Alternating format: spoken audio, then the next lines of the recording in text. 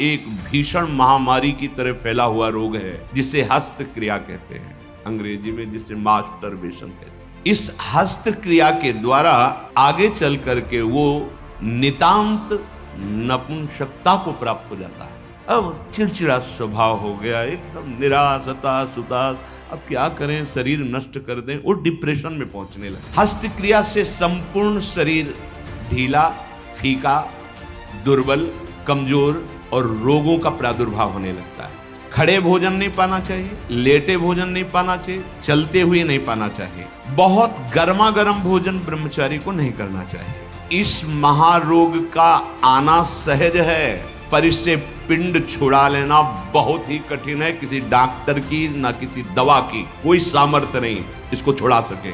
बहुत गौर से सुनना, और प्रायः इसको बहुत हल्के में लेकर के अपने जीवन को नष्ट किया जा रहा है। चाहे पुत्र हो या पुत्री, शिष्य हो या शिष्या, उसको ये बात समझावें कि ब्रह्मचर्य ही आपको लौकिक पारलौकिक उन्नति दिलाएगा। जैसे आप सुन रहे हो तो आपको एक चोट पहुंचाएंगे शब्द, ये आपको उठाने की कोशिश करेंगे।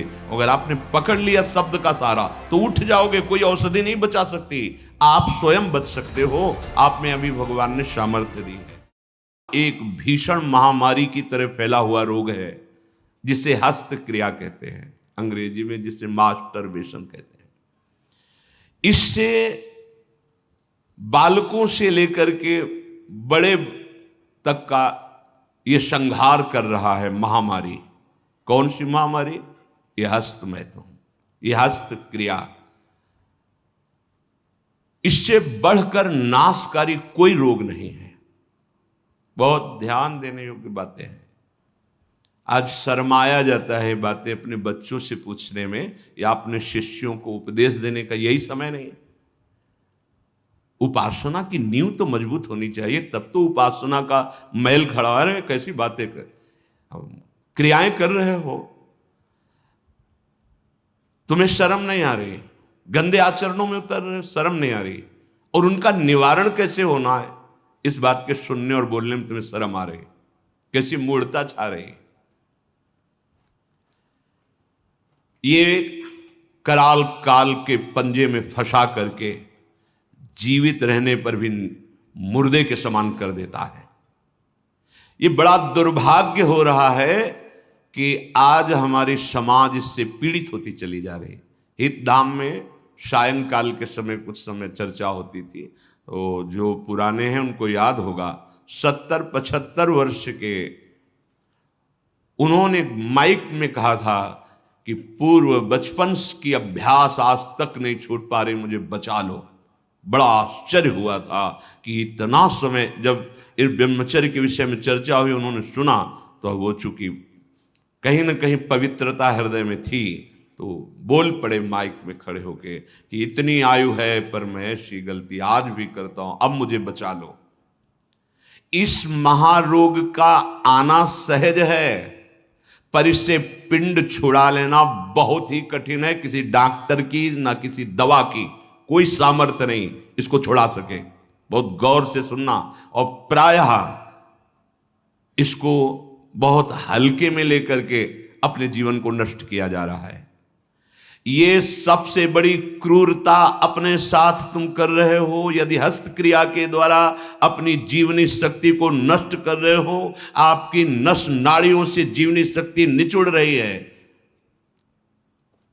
ये तुम्हारा नाश कर देगी। इस क्रिया से जितनी हानि उठानी पड़ती है वो हम वर्णन नहीं कर सकते। ये अनिष्टकारी क्रिया खिलवाड़ में सीख जाते हैं बच्चे। एक 13 वर्ष का बच्चा, कुछ चिन्ह होते हैं जो पहले से गुरुजनों की कृपा साधन करने पर परिचय में आ जाते हैं कि ये स्त्री सहवास से वीरपात हुआ है या हस्त मैथुन से हुआ है। देखा, पहले तो मना किया नहीं,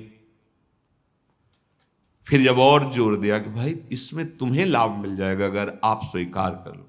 हाँ,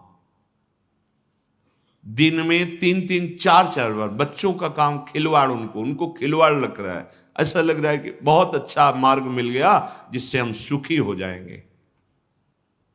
दुर्दशा ये हो गई कि 13 और 14 वर्ष का बच्चा वो इतने बड़े रोग से ग्रसित हो गया कि लव शंका करते ही जो महान शक्ति, उसका पतन। अब न भजन में रुचि, न किसी सेवा में रुचि, पागलों जैसी बात। तुमको समझाया जी क्या स्मृति का लोप हो रहा है, कोई उत्साह नहीं, एक जीवन मृत तुल्य बच्चा है यार, बच्चा, जहां कहीं कोई गुंजाइश नहीं। जैसे अग्नि के ऊपर चला जाए तो कैसे चला जाएगा, एकदम पैर ऐसे ऐसे। ये अवस्था किशोर अवस्था है, ब्रह्मचर्य पूर्ण जीवन, एकदम उछलता हुआ जीवन, तेज। कैसा भी कोई हो, किशोर अवस्था बड़ी सुंदर अवस्था होती है, प्रकाश आता है, क्योंकि उस समय तक गलत संबंध। आज तो किशोर अवस्था प्रारंभ होने से ही ये दुर्दशा, मोबाइल, कुसंग, ये सब बहुत नष्ट कर रहा है, इसे खिलवाड़ समझा जाता है। और दुर्भाग्य की बात कि जो हमारे सलाहकार हैं वो उनको कहते हैं इससे रिलैक्स हो जाओगे। ओ अंग्रेजी का शब्द है वो, हाँ कौन सा, जो भी स्टेशन हो फ्रस्ट्रेशन, बोले उससे मुक्त हो जाओगे, होश में, होश में। ये उन महापुरुषों के वचन हैं जो ब्रह्माकार वृत्ति में स्थित है। जैसे किसी लकड़ी में घुन लग जाता है और वो खोखली हो जाती है, ऐसे ही शरीर जर्जर हो जाता है।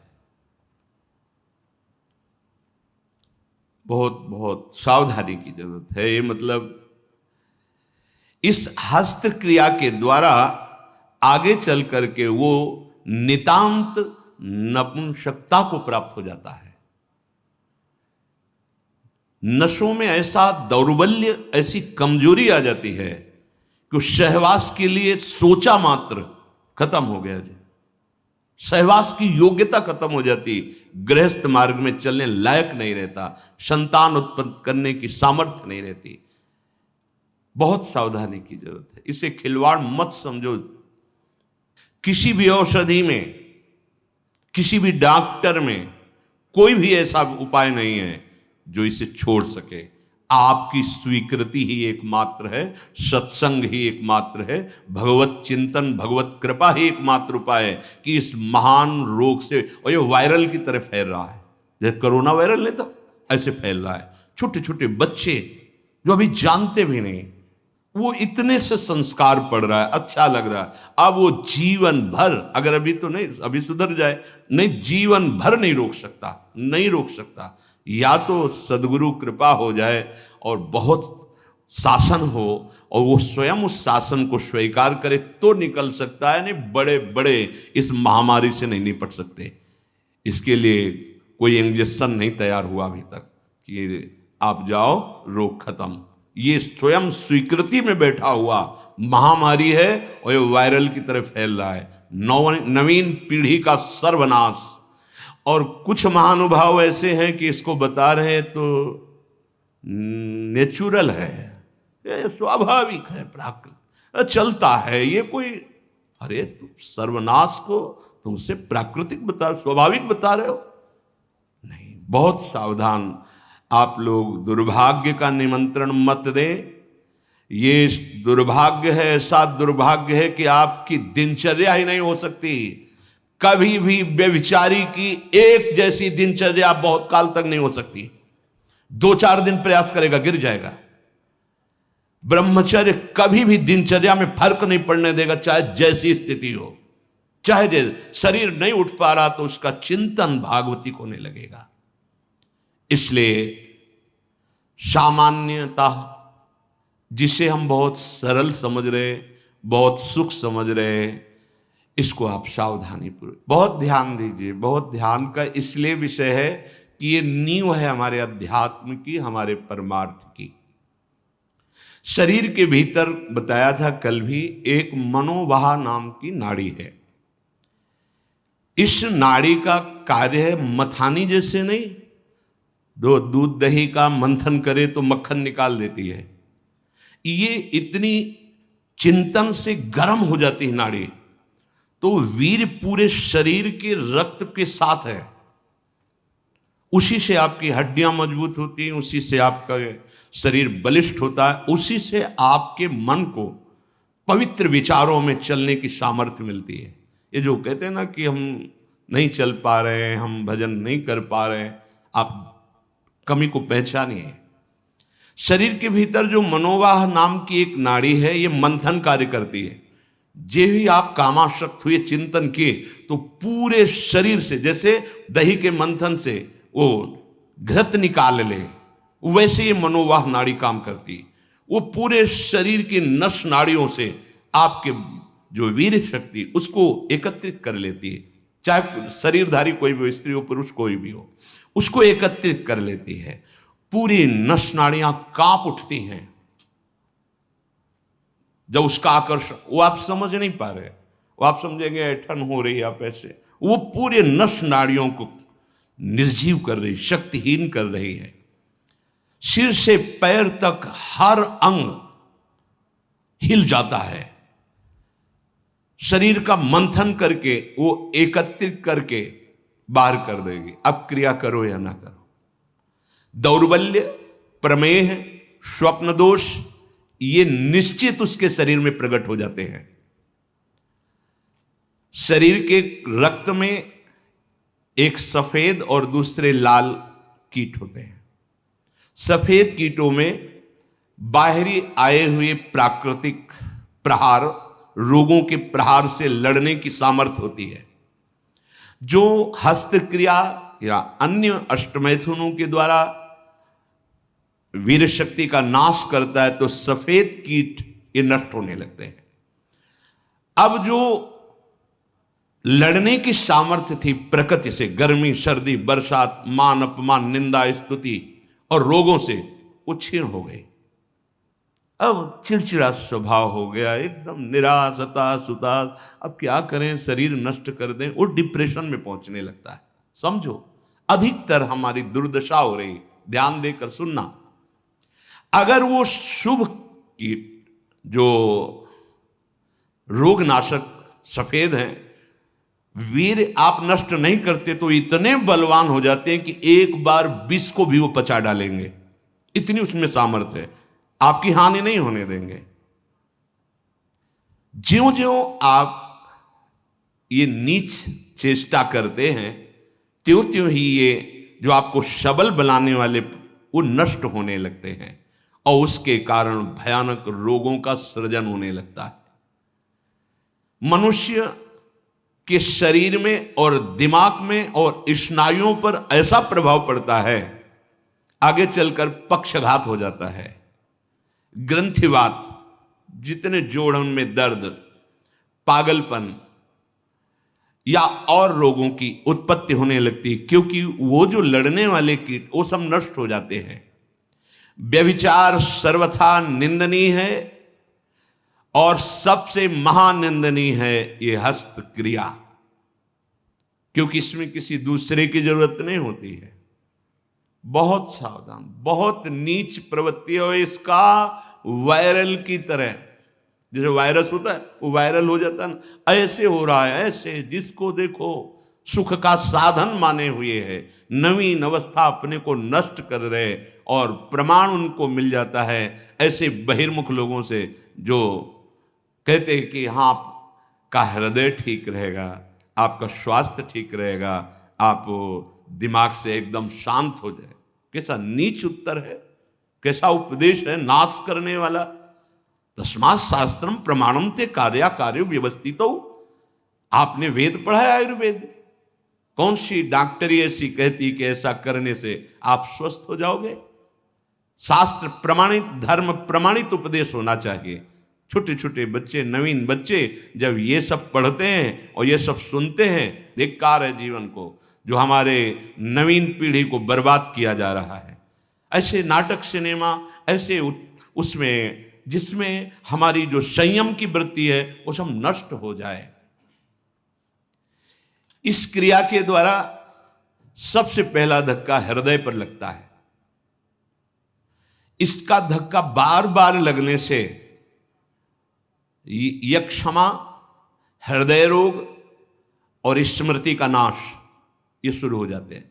इसे राजक्षमा कहते हैं। यही रोग हुआ था विचित्र वीर्य को।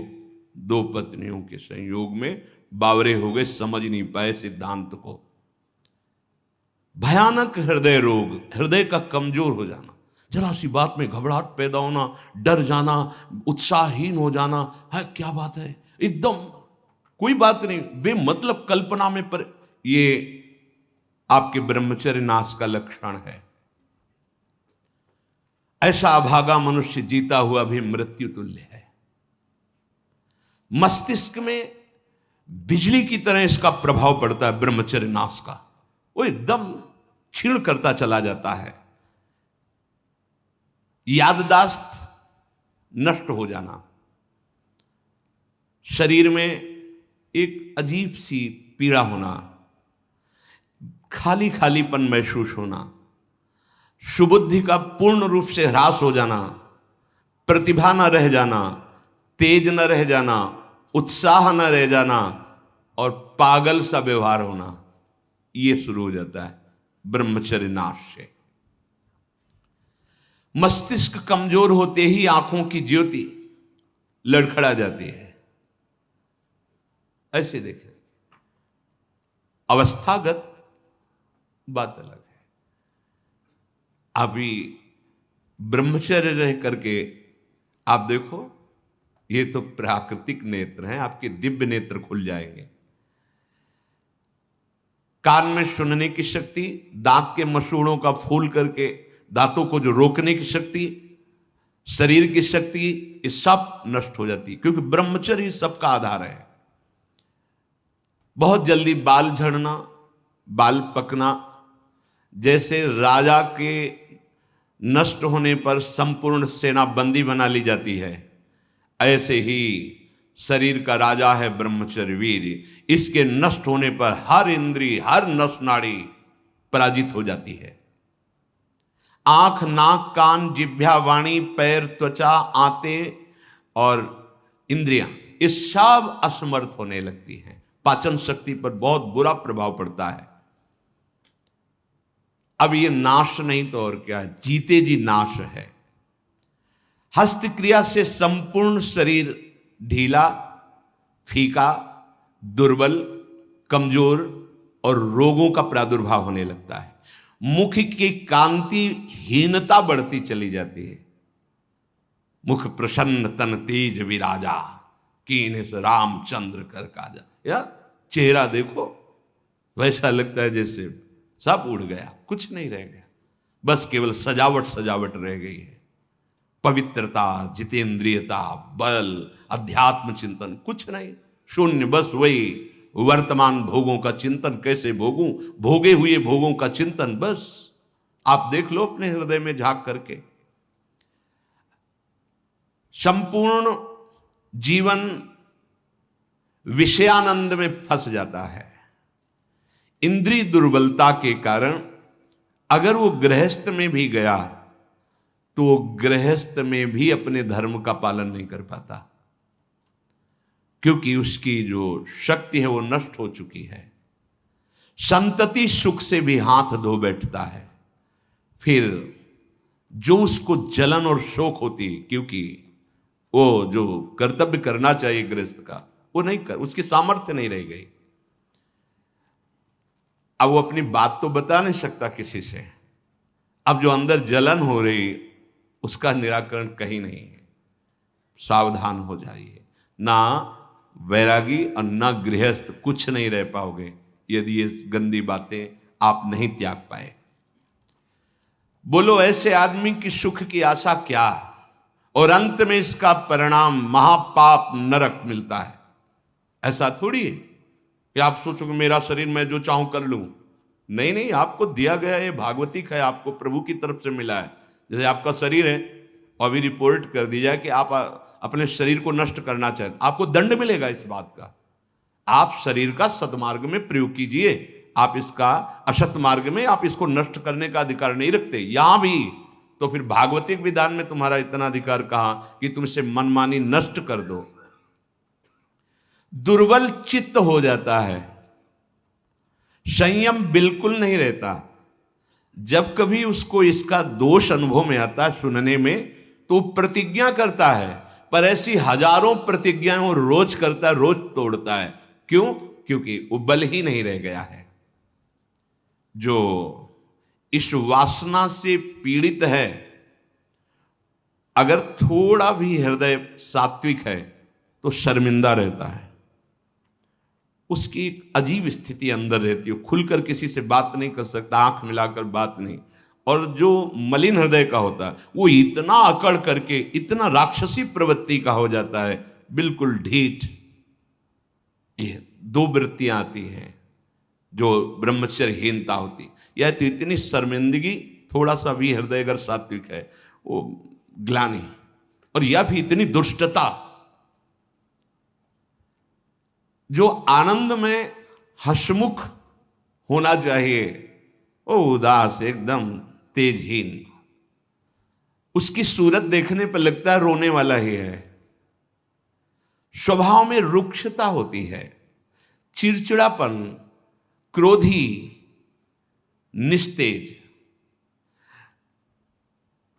आंखें अंदर धंसने लगती, यहां खालीपन होने लगता है, एक खालीपन, एक काला सा चिन्ह। बहुत बहुत सावधान। ये इतना भयानक रोग है कि जवानी में भी वृद्धावस्था के लक्षण प्रकट होने लगते हैं। किसी भी कार्य में मन न लगना, पड़े रहने की इच्छा होना, थोड़ी मेहनत करने पर हांफते रहना, आगे क्या करना ऐसे विचार करने की शक्ति नष्ट हो जाना, बहुत जल्दी क्रोध आकर के आवेश में कुछ ऐसे वचन बोलना, क्रियाएं करना। देखो ना, सुनने को मिलता, माता पिता को पीटा, ऐसा किया, वैसा। कुचिंताओं की बाढ़ आ जाती है, कुचिंताओं की। उसके हृदय में एक भय, एक जलन, एक घबराहट बनी ही रहती है। थोड़ी सी बात उसको पहाड़ जैसी मालूम होती है, विचार के द्वारा काट नहीं पाता है। बार बार झूठ बोलना उसका स्वभाव बन जाता है। बार बार भूख लगना या जठराग्नि का मंद पड़ जाना, ये दो दोष होते हैं। अन्न ना पचना या तो बार बार ऐसा लगना कि खाऊं। और मलबद्धता आते, जब वीर शक्तिहीन हो जाती है तो मल को पकड़ने लगते हैं, उनमें सामर्थ्य नहीं रह जाती पचाने की या मल निकालने की, तो कब्जियत बनी रहती है। नींद का या तो नाना और या आना तो कुंभकर्ण जैसे सोना, पड़े हैं ऐसे दो। उठते समय निरुत्साह, आलस्य, आंखों को बहुत भारीपन होना, नहीं खुलने देना, ऐसा। जब आप संयम से चलेंगे ना, घड़ी की अलार्म की जरूरत नहीं होती, ठीक समय में नेत्र खुले, ऐसा नहीं, ऐसे नहीं, एक दिव्यता आती है। अभी आप उधर कदम सही ढंग से नहीं रख रहे, इसलिए है अलार्म बजते रहते, शोर है। परमार्थ में या व्यवहार में भी आपको चलना है तो आपका संयम बहुत अनिवार्य है। अब बच्चे कहते हैं हमारी स्मृति काम नहीं करती है, पढ़ाई में मन नहीं लगता है, ऐसा क्यों नहीं लगता? आप देखो अपने आचरणों को, देखो पढ़ाई, ये तो इतने टेबलेट, इतना है सब, एक बार बोल दीजिए, कभी भी जीवन में पूछ लीजिएगा, उसे दोबारा पढ़ने की सुनने की आवश्यकता नहीं। एक बार अगर हम नहीं सुनना चाहते तो आप हल्ला मचाते रहो, बाद में पूछो तो ना हमने वर्तमान में सुना ना, बाद में उसकी स्मृति रहेगी। जहां स्मृति लगी वहीं लगी है। रात्रि में जो स्वप्न दोष होता है, इन्हीं गलतियों का परिणाम होता है। यदि आप ऐसी कोई गलती ना करें तो कल चर्चा में बताया था, स्वाभाविक कभी हो, वो उफान जैसा, वो जो संतानोत्पत्ति वाला, वो नहीं।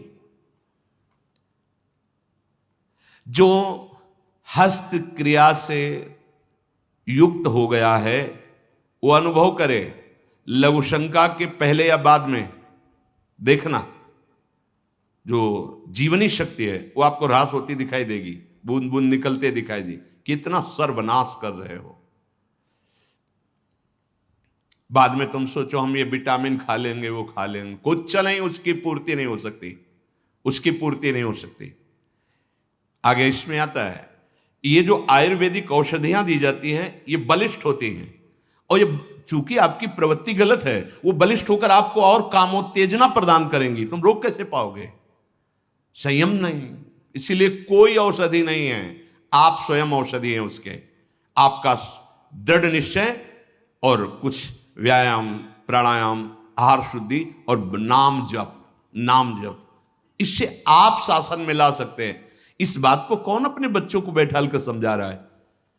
अगर वो नहीं है तो सावधान हो जाएंगे कि अगर कोई ऐसी बात बताता है तो माता पिता ने मुझे पहले सिखा रखा है कि ये बहुत नाशकारी क्रिया है, कभी ऐसा नहीं करना। आप बताते हैं क्योंकि आपको फुर्सत कहाँ है, आप अपने मनोरंजन में मस्त हैं, आपको यही लगता है खिलाना पिलाना ही केवल बच्चों का प्यार दुलार है। नहीं, कभी बैठा लिए, उनकी दिनचर्या देखिए, आप उनसे पहले इस महान दुर्गुणों का आगाह कीजिए कि ऐसी ऐसी बातें आगे कोई तुम्हें सिखा सकता है या तुम्हें है तो नहीं, जानकारी करनी चाहिए। अगर कभी ऐसा हो तो ऐसा मत करना। जो नवयुवक हैं, हाथ पैरों के जोड़ों में दर्द मालूम दे रहा है, शिथिलता हो रही, दिमाग में एक सनसनी बनी रहती है, आपको ये अश्लील चित्र देखना अच्छा लगता है, गंदी बातें करना अच्छा लगता है, ये सब उसी हस्त क्रिया का परिणाम है। जिनको बार बार एक स्वाभाविक लघु शंका लगती, एक बार बार ये आपका लक्षण है कि आपने ब्रह्मचर्य का नाश बहुत अच्छे से किया है। कोई भी हो, गृहस्थ हो, विरक्त हो, कोई भी हो, हाथ पैर में कंपन होना, चेहरे पे मुहासे उभर आना, एकदम उठ के खड़े हुए अंधकार सा छा जाना, स्मरण शक्ति का लोप हो जाना, चित्त का अत्यंत चंचल रहना, दुर्बलता, प्रतिज्ञा पूरी ना करना, कोई भी कार्य पूरा ना करना, दिमाग में हर समय गुस्सा गर्मी छाना, नेत्रों में जलन होना, क्षण में गुस्सा क्षण में शांत, माथा, कमर, मेरुदंड, छाती, इनमें दर्द होना। ये बिल्कुल ध्यान से सुन लीजिए। रीढ़ की हड्डी झुकाकर बैठने में आराम महसूस करना, ये सब उसी ब्रह्मचर्य नाश के लक्षण है। ब्रह्मचर्य आपको ऐसे बैठने ही नहीं देगा, तो देखो जरा सी एकाग्रता का आएगा तो बिल्कुल सावधान। अरे महान शक्ति है। मुख से दुर्गंध और शरीर से दुर्गंध आने लगती है जो अपनी इस ब्रह्मचर्य शक्ति का नाश करता है, दुर्गंध युक्त शरीर हो जाता है।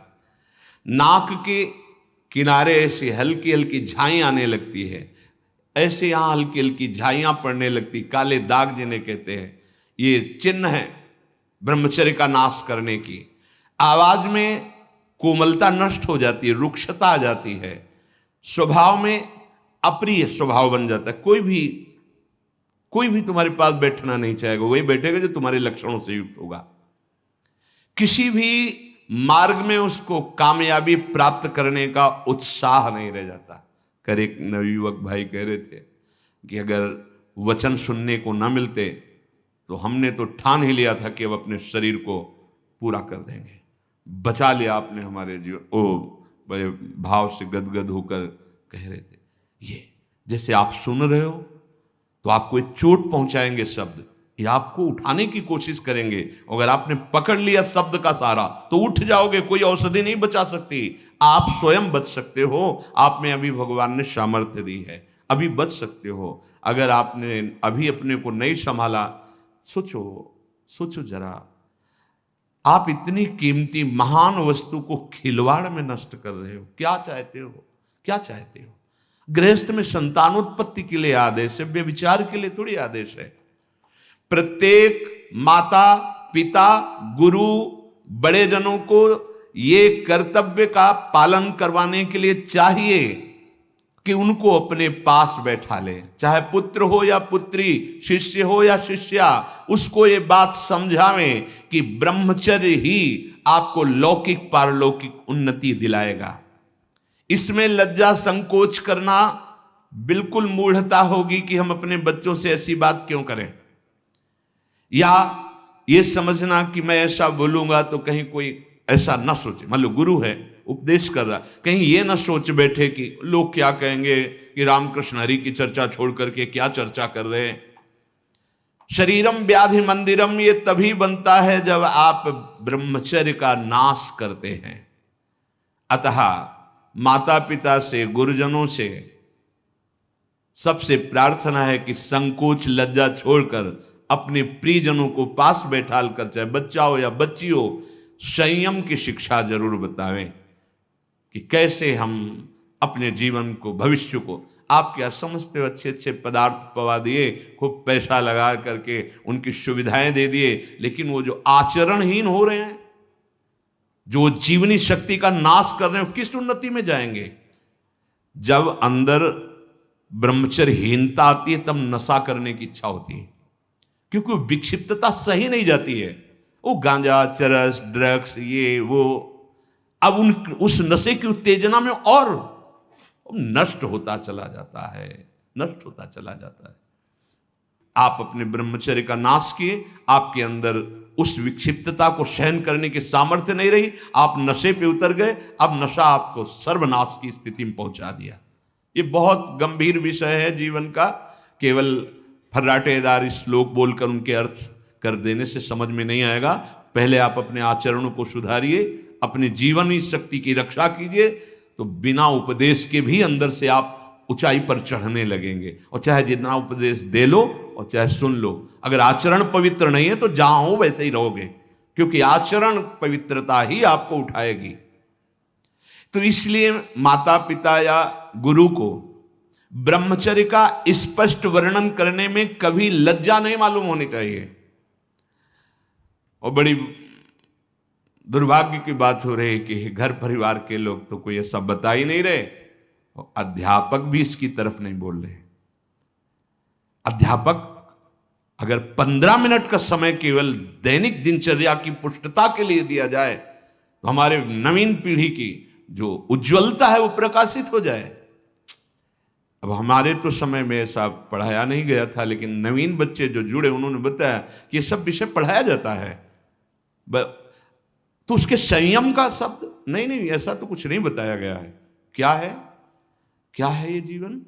आप उस जीवन को पतन की तरफ ले जा रहे हैं। ये विद्या है, विद्या तो विनय सिखाती है, विद्या तो संयम सिखाती है, विद्या तो भविष्य को उज्जवल करने वाली वस्तु होती है। क्यों विद्या को कलंकित किया जाए?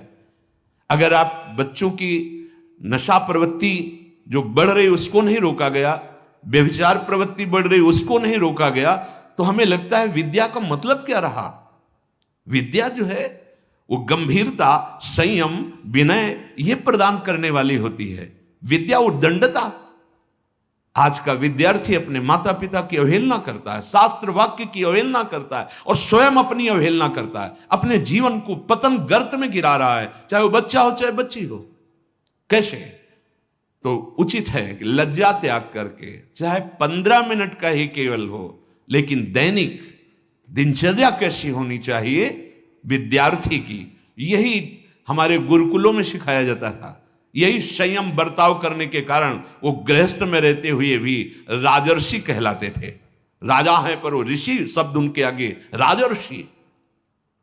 वो गृहस्थ होते थे पर बंद नहीं होते थे। आज हम किस दशा को पहुंचते चले जा रहे हैं? अरे तुम न गृहस्थ हो न विरक्त हो, तुम भगवान के निज जन हो। मनुष्य शरीर भगवान की प्राप्ति के लिए हुआ है। हाँ, तुम्हें भगवान ने गृहस्थ मार्ग दिया, किसी को विरक्त दिया है। अपने अपने कर्तव्य की पूजा करते हुए भगवान को प्राप्त करो। ये मनुष्य जीवन का परम लाभ है। अपनी कोई भी गुप्त बात अपने गुरुजनों से छुपानी नहीं चाहिए। ये अपनी तरफ गुरुजन माता पिता अपने जनों को समझाएं, और अपनी सावधानी कि कोई भी गलती वो तुम्हारी गलती नहीं है। तुम्हारा मन बुद्धि, तुम्हारी इंद्रियां तुम्हें गलत फंसा रही हैं, तुम निर्णय नहीं कर पा रहे हो, तो तुम अपनी बात अपने प्रियजनों से, गुरुजनों से जो सही सलाह दे सके उनसे आप रखो। डरो मत, आप उसे छुपाओ मत, घबराओ मत कि अगर हम ऐसा कहेंगे तो हमारे प्रति गंदी दृष्टि हो जाएगी, तो नीच है। ऐसा नहीं होता। ऐसे जैसे डॉक्टर होता है, हम उसको अपनी बात बताते हैं तो सही दवा देखता है, ऐसे ही गुरुजनों से जब हम अपनी कमी बताते हैं तो कृपा करते हैं, वो आराध्य देव से प्रार्थना करते हैं, वो हमें ऐसे उपदेश देते हैं जिसके कारण हम ऐसे दलदल से ऊपर उठ जाते हैं। पर हम वो पूछे भी तो हम छुपाना चाहते हैं, इतना प्रिय मानते हैं मन बुद्धि को।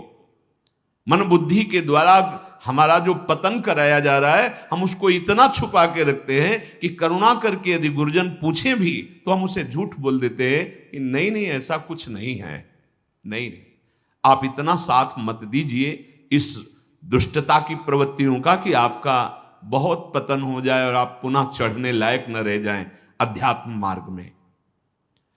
कई लोग ये समझते हैं कि यदि हम समाज में ब्रह्मचर्य की बात, हस्तक्रिया आदि की बात, शिशु मैथुन आदि की बात करेंगे तो कहीं लोग हम पर ऐसा न सोचे कि ये कैसे शब्दों का उच्चारण कर रहे हैं। बिल्कुल नहीं, लज्जा नहीं करनी, क्योंकि जो नहीं जानते हैं वो इस बात को जानकर सावधान हो जाएंगे और जो गलत करते हैं वो अपने को बचाने की चेष्टा करेंगे। कुसंग में पड़ा हुआ बिना सत्संग के नहीं निकल सकता। बुराइयों को दबाने के लिए अच्छाई क्या है ये जानकारी होनी आवश्यक है।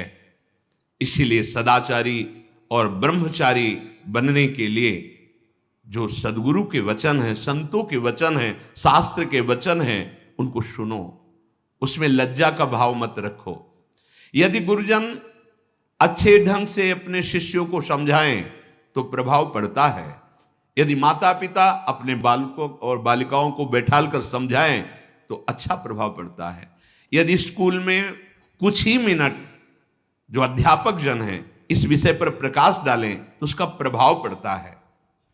जितनी धातु पौष्टिक औषधियां ली जाती हैं वो सब शोध के देखी गई, उनमें बलवर्धक होता है और आपकी वृत्ति कामोत्तेजक है तो वो बल आपके अंदर काम वृद्धि ही करेगा जाके। बहुत ध्यान देने योग्य बात है कि ये आयुर्वेदिक औषधि ले लेते हैं, ये ले लेते हैं तो आपको आपकी गति गलत है, इसलिए पावर जाएगा औषधियों का, गलत ढंग से ही प्रयोग हो जाएगा।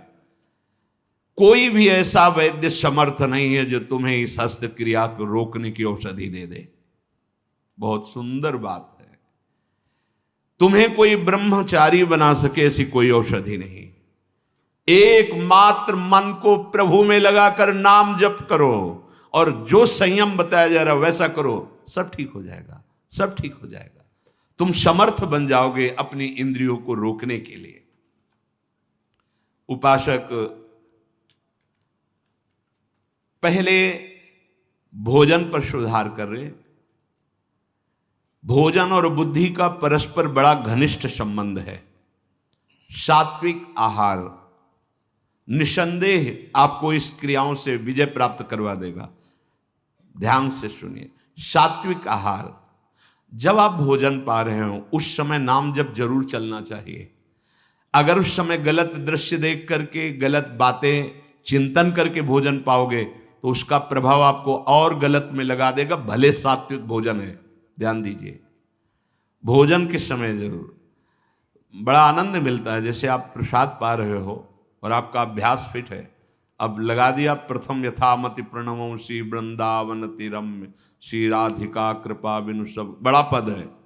देखत नव निकुंज सुन सजनी लागत है यति चारु, पद अंदर चल रहा है और अब प्रसाद। चलो नहीं है साहब का अभ्यास, राधा राधा राधा, उस समय व्यर्थ की वार्ता, उस समय व्यर्थ का चिंतन, व्यर्थ के दृश्य देखते हुए भोजन, गलत संस्कार पड़ रहा है। सात्विक आहार आपने पाया पर विचार आपका सात्विक नहीं है, अधार्मिक विचार है, दुष्ट भाव है, तो सात्विक व्यर्थ हो जाएगा भोजन, वो उसी को सपोर्ट करेगा। भोजन के समय बिल्कुल सावधान रहो, वो आपकी नस नाड़ियों में फैलकर वैसा ही प्रभाव फैलाएगा जैसा आप चिंतन कर रहे हैं। भोजन के समय जैसा विचार होता है ठीक वैसा ही आपका स्वभाव बनता है। महापुरुषों का स्वानुभव पूर्ण सिद्धांत है कि भोजन के समय सावधान। भोजन में जो रस बनता है वो नस नस में फैलता है और जिस चिंतन से चिंतित होकर पाया वैसे ही प्रभाव पड़ता है। स्थूल भोजन का सूक्ष्म विचार पर प्रभाव पड़ता है, कई गुना प्रभावशाली प्रभाव आपके चिंतन का पड़ता है भोजन में। बहुत शुद्ध भोजन हो, सात्विक भोजन हो, पर आपका विचार भोजन करते समय सही नहीं, आपका चिंतन सही नहीं। इसलिए देखो संत जनों का जब कभी प्रसाद पाने तो पहले नाम कीर्तन होता है, फिर बहुत से जय जयकार लिखते हैं और बीच बीच में जोर जोर से राधे श्याम की गुण, कि आपका चिंतन भागवतिक रहना चाहिए। देखो ना, हमें लगता है 10 मिनट तो केवल जय जयकार ही होती है। अयोध्या मथुरा की जय, पूरे जितने अपने ठाकुर जी सब की जय जयकार। वो रसगुल्ला की तरफ देख रहा है, पर अब जय पूरी हो तब ना जय जय बोलना ही पड़ेगा और कीर्तन करो। ये कितनी सुंदर प्रणाली है। भोजन बहुत सात्विक, बहुत, ये जीवन बड़ा उज्जवल भविष्य करने के लिए मिला है। भोजन के समय पवित्र, उच्च, निर्भय, शांत और भगवान नाम जप, ऐसे भाव होने चाहिए। उपासक को जिसे ब्रह्मचर्य रहना है, 2 समय भोजन हल्का या 1 बार भरपेट 24 घंटे में पर्याप्त है ब्रह्मचारी के लिए। 2 बार तो हल्का। केवल 2 ही समय भोजन करे। पहला भोजन का समय 10 बजे से लेकर 1 बजे के बीच में, दूसरा संध्या होने के बाद 8 बजे तक, इसके बाद नहीं। अगर इसके बाद आप पाते हैं तो आपकी दिनचर्या में फर्क पड़ेगा, वो आपके कई दोष प्रकट कर देगा। देखो, जीवन को यदि आप मंगलमय प्रकाशशील बनाना चाहते हैं तो महापुरुषों के वचन मानने पड़ेंगे। कोई भी बिना सदाचरण किए सुख शांति को नहीं प्राप्त होता। आज हमारी सब दिनचर्या नष्ट हो गई है और हम चाहते हैं सुख शांति आनंद ऐश्वर्य वैभव, और आचरण हो रहे हैं दुख और अशांति और दरिद्रता आने वाले। और आप चाह कैसी आचरण, कैसे? भोजन 2 समय, बहुत ध्यान से, पहला 10 से 1 बजे तक, और मध्याह्न में भोजन पाने के बाद चाहे 15 मिनट ही हो, आप विश्राम कीजिए, दाएं बाएं करवट सीधा। ऐसे दिन, अगर आपको रात में सोने से पर्याप्त नींद हो जाती है तो फिर दिन में सोने की जरूरत नहीं, नाम चिंतन करते हुए करिए, फिर आप बैठ जाइए, फिर अपनी दिनचर्या में लगिए। शाम के 8 बजे तक भोजन हो ही जाना चाहिए, क्योंकि घंटा आध घंटा टहलना अपनी दिनचर्या, और फिर आप शयन कीजिए, फिर आप जग जाइए समय से। अगर आपको भगवत मार्ग में संयम पूर्वक चलना है तो आपको इस सुधारना होगा। हमें लगता है प्राय जो अपने साधकों की दिनचर्या है शायद इसी के अंतर्गत ही है। अगर आपका 2 बार भोजन में विक्षेप पड़ता है तो 1 बार भोजन अच्छे से पा लीजिए, थोड़ा मध्याह्न में विश्राम, बस राधा राधा। अगर चल जाए तो जैसे मिलता है आधा लीटर दूध या 250 ग्राम जो भी, शाम को उसको पी लीजिए। मतलब ब्रह्मचारी को ज्यादा किसी पदार्थों की ताकत की जरूरत नहीं होती, वो स्वयं में इतना। अब अनावश्यक आप डालते रहोगे, अनावश्यक, तो फिर आपका चिंतन भी बिगड़ जाएगा, आप नहीं संभाल पाओगे। बहुत संयम की जरूरत है। बहुत गर्मा गर्म भोजन ब्रह्मचारी को नहीं करना चाहिए, उससे आपके ब्रह्मचर्य पे फर्क पड़ जाएगा। ताजा भोजन है पर धुआं नहीं उठना चाहिए, शांत। ये गर्मा गर्म जैसे हो ना, बिल्कुल नहीं। भोजन हमेशा सात्विक, ताजा, सादा होना चाहिए। जो जैसे रोटी, ये सब मठरी आदि जैसे 1-2 दिन, मीठा आदि 1-2 दिन, लेकिन जैसे रोटी आदि ये शाम की बनी सुबह नहीं पाई जा सकती, क्योंकि उससे फिर बुद्धि में प्रमाद और तमोगुण बढ़ने की चेष्टा। बासी अन्न नहीं।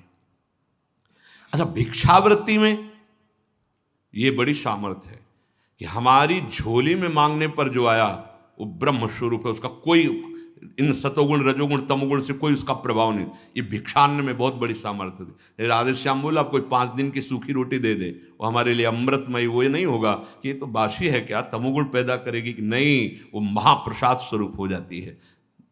लेकिन अगर सुविधा है तो ताजान, बहुत गर्मा गर्म नहीं, सात्विकन, और कम से बहुत लाभ होता है। आपकी सारी जीवनी शक्ति आंतों में पचाने में लग जाती है, अच्छा, एक बार पच नहीं पाया, दोबारा फिर उतना ही जान लिया, तो भजन क्या करोगे? थोड़ा जो जीवनी शक्ति है उसको आप ईश्वर के ध्यान में, चिंतन में लगाने, जिस दिन आप व्रत रहते हो, जो एकादशी, तो आप देखो उस दिन ज्यादा भजन होगा, अल्पाहार। अगर आप अन्न को उतना ही सीमित पाए जो आपके भजन में विक्षेप न डाले, ये ठूस ठूस के यहां तक भर ले, क्यों? तुम शरीर हो क्या? तुम्हारा विषय ये क्या? अरे समझो, बेकार को इस थैले को मोटा करते चले जा रहे हो। ये थैला है। उठने में परेशानी, चलने में परेशानी, बड़ी समस्या दिनचर्या करने में। अब इतना बड़ा पेट हो गया तो दिनचर्या कैसे करें? कैसी दिनचर्या होगी? काहे को इतना खा रहे हो? बोले वो घटाने की दवा ले रहे, किसी दवा की जरूरत नहीं है। सीधे मूंग की दाल उबालो, 2 रोटी शुरू करो। 1 महीने में अगर तुम्हारी चर्बी न कम हो जाए तो मैं बताना। रोज सुबह टहलो, थोड़ा व्यायाम करो। अगर जानकारी हो तो जो योगी जन आपको प्राणायाम की पद्धतियां बताए, और सात्विक भोजन, अपने आप ठीक हो जाओगे।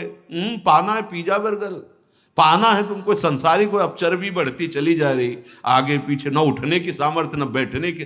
भाई वृद्ध हो गए हो तो बात अलग है, यहाँ तो जवान जवान के से, मतलब ये पेट निकलना मतलब अपने जीवन को खोखला कर देना है। बोलो अपनी दिनचर्या को कैसे कर पाओगे?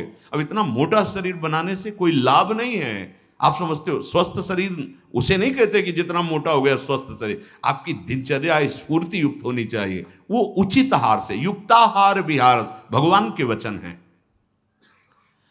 ये जो शब्द लिखे, ये अच्छे पदार्थों को ठूस ठूस कर खाने का स्वभाव, ये आपको संयम में नहीं रहने देगा। बढ़िया काजू पड़ी, किशमिश पड़ी, खीर है, अब हटाओ। अरे किसको पिला रहे हो? किसको? ये रसेंद्री के संतों ने कहा है, घाटी नीचे माटी। बस इतना का खेल है। इतने के नीचे गया हो सब बेकार हो।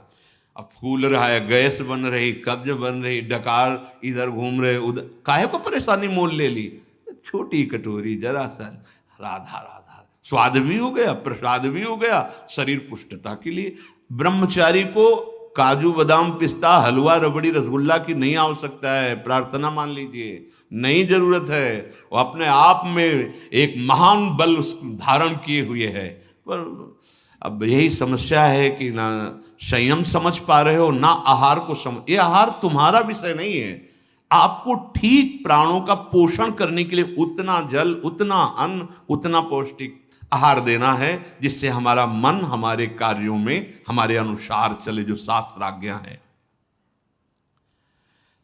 बहुत नमकीन, लाल मिर्च, गरम मसाला, कचौड़ी, पकौड़ी, बहुत मिठाई, चाय, काफी, प्याज, लहसुन, ये इंद्रियों को भयंकर चंचलता प्रदान करते हैं और वीर शक्ति का नाश करने में बहुत इनका योगदान है।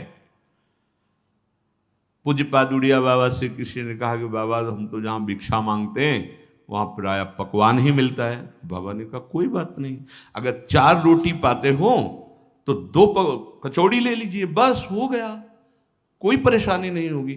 4 की है, 2 पा लीजिए। एक बार पूज्य बाबा, बहुत से साधक जन बाबा का, तो कुछ ऐसी कच्ची और मोटी पूड़ी बनवाई और कुछ हल्की एकदम बहुत पकी हुई पूड़ी बनवाई।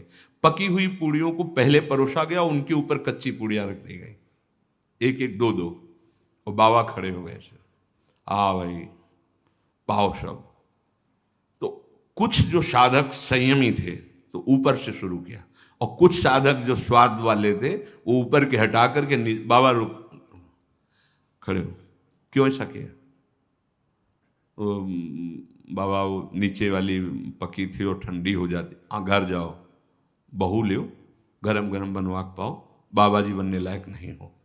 अगर रसेंद्री की तृप्तता, रसेंद्री की पूर्णता की तुम्हारी भावना है तो तुम जनेंद्री को नहीं रोक सकते हो। ये वैराग्य मार्ग है।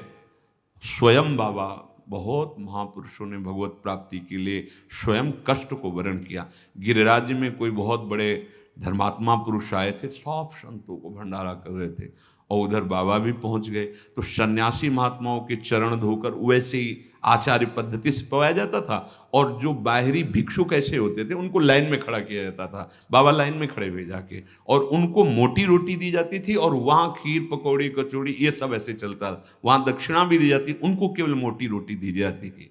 ये कई दिन ऐसा उन्होंने सदाव्रत की तरह, तो बाबा उस लाइन में खड़े हुए, 4 रोटी उनको मोटी मोटी मिली, आ गए और एकांत में 2 रोटी पाई और 2 रोटी जमीन में ऐसे गाड़ दी। और जब पता चला कि पूज्यपाद उड़िया बाबा जी आए हुए हैं, तो वही धर्मात्मा सेठ और सब अंगूर और सेव के झबिया बड़ी बड़ी लेके जहाँ बाबा थे आ गए, प्रणाम साष्टांग, बाबा हो भाग्य आपके, बाबा आप चरण पधराए अंदर। बोले नहीं, हम तो ले आए हैं आपके यहाँ से भिक्षा। कब बाबा?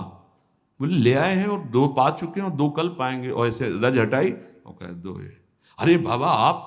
बोले यही तुम्हें हम समझाना चाहते थे कि आपको क्या पता कौन सा महापुरुष किस, ये क्यों भेद जनित भोजन देते हो, एक को ऐसे और एक को ऐसे, एक दिन पवाओ, लेकिन कम से ठीक है माना उनको सम्मान से बैठ के उनको खड़े खड़े, लेकिन वही चीज दो जो सबके लिए। बाबा कैसे महान पुरुष, 2 रोटी पाई, 2 पुराने संतों को देखो कैसे जीवन यापन।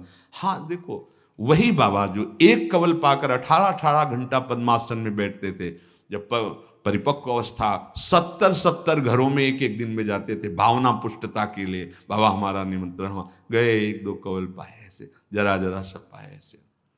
हम अभी भगवत प्राप्त नहीं हुए हैं, तो हम लोगों की इंद्रियां मन बुद्धि संसार की तरफ जा रही है। अब हमको संयम की आवश्यकता है। यदि संयम का हम बर्ताव नहीं करेंगे तो सुन लो, भोजन के पहले अच्छे से हाथ धो, मुंह में कुल्ला करो, और लघु शंका लगी हो तो लघु शंका जाओ। भोजन के पहले पवित्र हो, भोजन पाते समय नाम चलना चाहिए या पद चलना चाहिए, या अच्छे कोई संत महापुरुषों के जो चरित्र हैं उनका चिंतन करना चाहिए। खड़े भोजन नहीं पाना चाहिए, लेटे भोजन नहीं पाना चाहिए, चलते हुए नहीं पाना चाहिए। प्रातः काल कल चर्चा हुई थी, जो जलपान है बड़ा औषधि का कार्य करता है। ब्रह्मचारी को बाल भोग नहीं करना चाहिए। सोचो भैया, ब्रह्मचारी को बाल भोग नहीं करना, 10 से 1 के बीच में और 8 बजे तक शाम के भोज, इतने में मर थोड़ी जाओगे। अरे यार कई दिन भोजन नहीं मिला है, कई दिन के गंगा का किनारा है, गांव जाने का स्वभाव नहीं था, बस आकाशवृत्ति का सहारा था।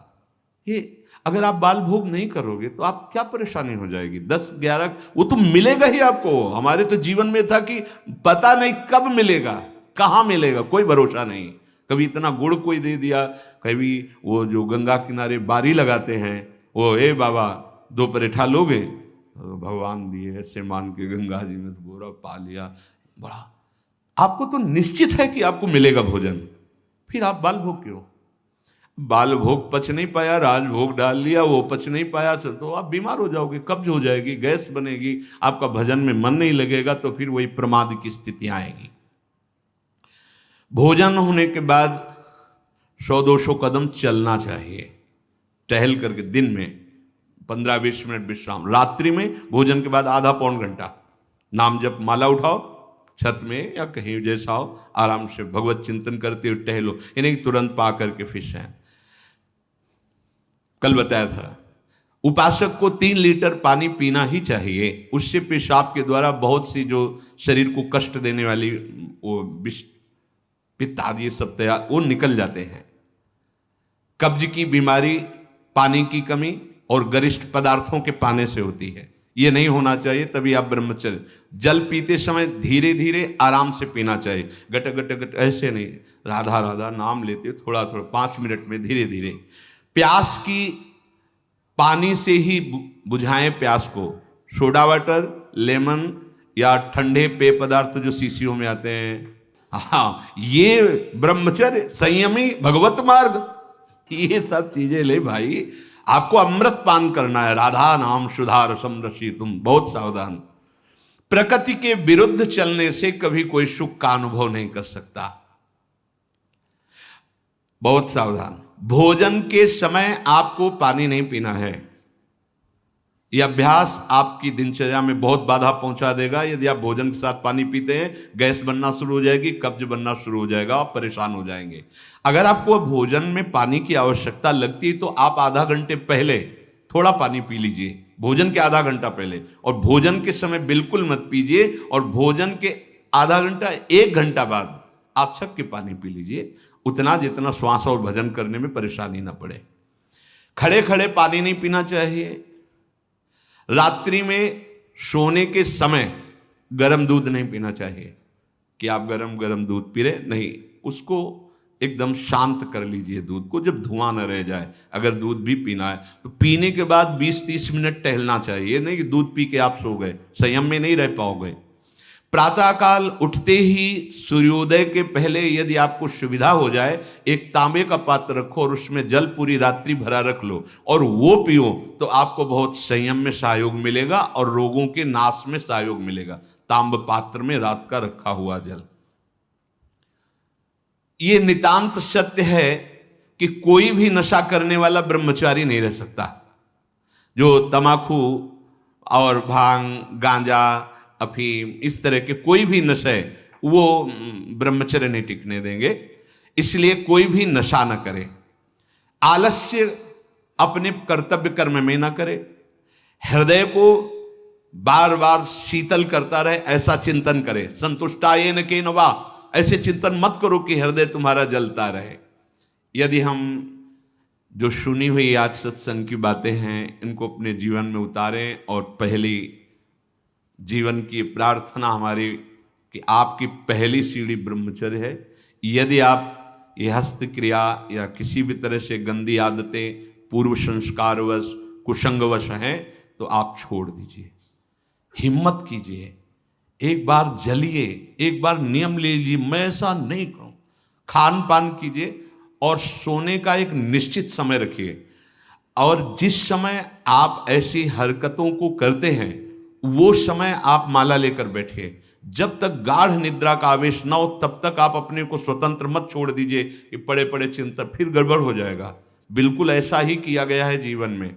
हाँ, भोजन के बाद, चलने के बाद वज्रासन में बैठकर जब नींद आई तो कभी कोई माला लिए, कभी माला रखे, और गुरु कृपा से जब ऐसी भावना बन जाती, निरंतर मंत्र नाम जब चल रहा है, वो बात अलग है।